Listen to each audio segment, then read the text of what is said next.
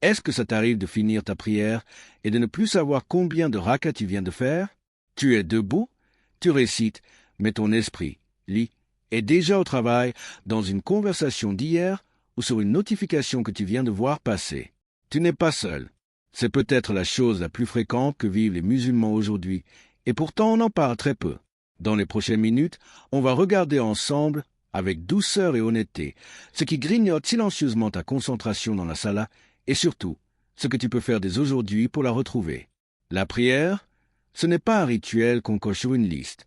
C'est le moment où tu es censé te tenir devant Allah, littéralement. 5 fois par jour, tu as un rendez-vous avec ton Créateur. Et pourtant, pour beaucoup d'entre nous, ce rendez-vous est devenu automatique. Le corps se lève, se penche, se prosterne, mais le cœur, lui, est resté ailleurs. Allah dit dans la sourate Al-Mu'minun, « Bienheureux sont les croyants, ceux qui sont humbles et concentrés dans la prière. » Ce verset ouvre la liste des qualités qui mènent à la réussite du croyant, et la toute première qu'Allah mentionne, c'est le khushu, cette présence du cœur pendant la salat. Ce n'est donc pas un détail. C'est une porte d'entrée vers tout le reste. Si ce sujet te touche, pense à t'abonner dès maintenant pour ne rater aucun des prochains rappels qui peuvent, avec la permission d'Allah, transformer ta prière. La première erreur, c'est de se précipiter. On récite vite, on s'incline vite, on se prosterne à peine le temps de dire une fois « Subhana Rabbi Allah » et on se relève déjà. Le prophète a un jour vu un homme prier de cette façon, en bâclant ses mouvements, et il lui a dit une phrase qui a traversé les siècles. « Retourne prier, car tu n'as pas prié. » L'homme est retourné, a recommencé et a de nouveau bâclé sa prière. 3 fois de suite. Ce hadith, rapporté par Al-Bukhari et Muslim, donc authentique et reconnu par tous les savants, nous montre quelque chose d'essentiel. Une prière rapide et mécanique, aux yeux du prophète, n'est presque pas une prière du tout. Aujourd'hui, dans un monde où tout va vite, où on veut finir sa prière pour retourner à son téléphone ou à son travail, cette erreur est probablement la plus répandue de toutes. La solution est simple à comprendre, plus difficile à appliquer. Ralentir. Marquer une vraie pause entre chaque position. Sentir que tu es réellement là, dans cette posture, devant ton Seigneur. La deuxième erreur, c'est de réciter sans comprendre ce que l'on dit.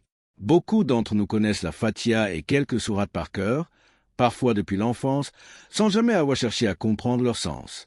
Or, Allah dit dans la sourate Saad, « Ceci est un livre béni que nous avons fait descendre vers toi, afin qu'il médite ce verset. » La récitation seule, sans réflexion, perd une grande partie de sa force.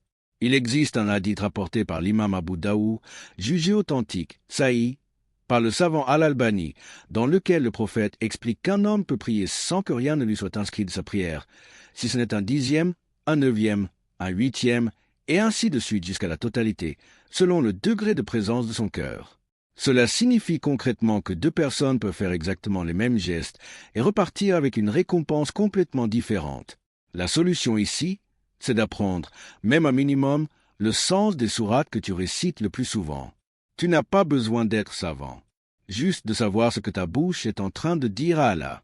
Si tu sens que ce rappel commence à te parler, à réveiller quelque chose en toi, laisse un like et abonne-toi. C'est ce qui permet à ce genre de contenu de toucher plus de personnes qui en ont besoin. La 3e erreur, c'est de ne pas se préparer avant la prière. On arrive essoufflé, on vient de raccrocher le téléphone, on a encore la tête dans une série ou dans une dispute, et on entre directement dans la salat sans transition. Le prophète, lui, enseignait l'inverse. Il a dit, dans un hadith rapporté par Al-Bukhari et Muslim, que lorsque le repas est servi et que la prière est établie, on commence par manger, pour ne pas prier le ventre qui gronde et l'esprit distrait par la faim. Ce hadith montre un principe plus large. Le prophète voulait que l'on arrive à la prière dans un état de disponibilité intérieure, pas au milieu d'une urgence ou d'un besoin pressant.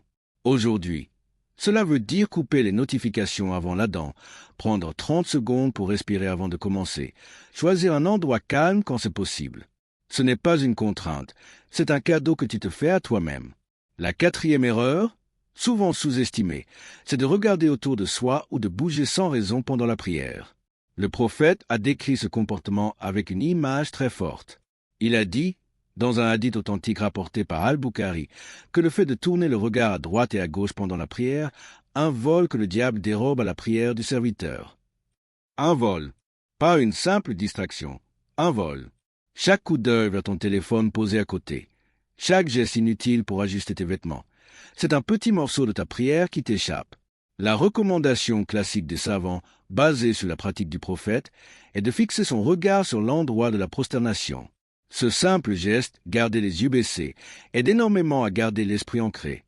La 5e erreur, c'est de laisser les pensées du quotidien envahir ta prière sans jamais essayer de les repousser.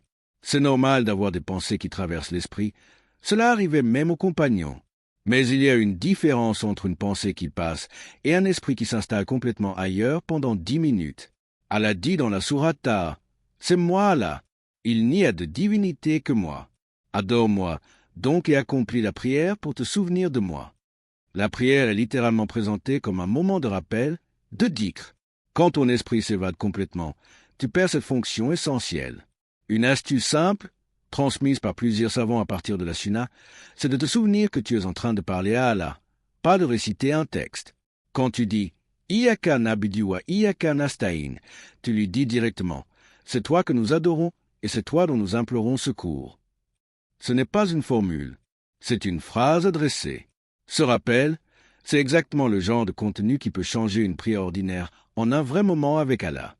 Abonne-toi si tu veux continuer à recevoir ce type d'enseignement, publié régulièrement sur cette chaîne. Il y a une histoire, tirée justement de ce hadith de l'homme qui priait mal, qui mérite qu'on s'y arrête un instant. Un homme entre dans la mosquée, prie, puis vient saluer le prophète. Le prophète lui répond, puis lui dit « Retourne prier, car tu n'as pas prié. » L'homme retourne, refait sa prière exactement de la même façon, rapide, mécanique, et revient. Le prophète lui dit à nouveau la même phrase. Cela se répète une 3e fois. Alors l'homme, un peu désemparé, dit « Par celui qui t'a envoyé avec la vérité, je ne sais pas faire mieux que cela. Apprends-moi. » Et c'est à ce moment précis que le prophète lui enseigne, avec patience, comment se tenir, s'incliner avec calme, se prosterner avec calme, jusqu'à ce que chaque membre retrouve sa place avec tranquillité. Ce qui est bouleversant dans cette histoire, ce n'est pas seulement l'enseignement technique, c'est la patience du prophète. Il n'a pas humilié cet homme, il ne s'est pas moqué de lui. Il l'a corrigé 3 fois, avec la même douceur à chaque fois, jusqu'à ce que le message soit reçu. Cela nous rappelle que corriger sa prière est un chemin, pas un examen qu'on réussit ou qu'on rate une fois pour toutes. Prends un instant, là, maintenant, et pose-toi une question simple. À quand remonte ta dernière prière où tu as vraiment senti que tu parlais à Allah, du début jusqu'à la fin? Si la réponse te semble lointaine, ce n'est pas une source de honte. C'est une invitation. Chaque prière est une nouvelle chance. Tu n'as pas besoin d'être parfait dès la prochaine salat. Tu as juste besoin de commencer à essayer, une prière après l'autre, un petit ajustement à la fois. Ralentir un peu plus. Baisser le regard un peu plus longtemps. Comprendre un mot de plus dans ce que tu récites. Ce sont des petits pas, mais ce sont les pas qui, avec la permission d'Allah, transforment une habitude en une véritable adoration. Pour résumer ce qu'on a vu ensemble, se précipiter dans les mouvements, réciter sans comprendre, arriver à la prière sans préparation intérieure, laisser le regard et le corps vagabonder et laisser l'esprit s'évader complètement, voilà les erreurs les plus courantes qui grignotent la concentration dans la salat. Aucune de ces erreurs n'est une fatalité. Chacune a une solution simple, tirée du Coran et de la Sunna authentique, à la portée de tout le monde, débutant ou pratiquant depuis toujours. La prière est un cadeau qu'Allah nous a offert 5 fois par jour pour le rencontrer. Ne laisse pas la routine te voler ce cadeau. Si ce rappel t'a été utile, partage-le avec quelqu'un qui pourrait en avoir besoin et abonne-toi pour continuer à apprendre ensemble comment se rapprocher d'Allah dans les petits détails du quotidien. Ô Allah, accorde-nous la présence du cœur dans notre prière. Fais que nous soyons parmi ceux qui se tiennent devant toi avec humilité et sincérité. Pardonne-nous nos prières bâclées, nos esprits distraits, nos regards égarés, et guide-nous vers une salat qui apaise notre cœur et nous rapproche de toi. Amin.